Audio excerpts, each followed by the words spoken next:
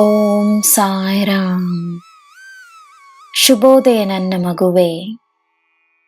ನಿನಗೆ ನಿನ್ನ ಫಲವನ್ನು ನೀಡಲೆಂದೇ ನಾನಿಂದು ಬಂದಿರುವೆನು.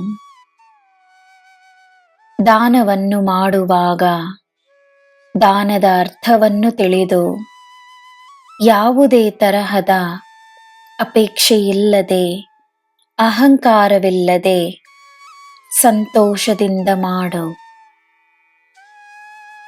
ನಿನಗೆ ದೊರಕಿರುವ ಆಶೀರ್ವಾದಗಳನ್ನು ನೆನಪಿಸಿಕೋ. ದೇವರಿಗೆ ಕೃತಜ್ಞತೆಯನ್ನು ನೀಡು. ತನಗೆ ಕೃತಜ್ಞತೆಯನ್ನು ನೀಡು.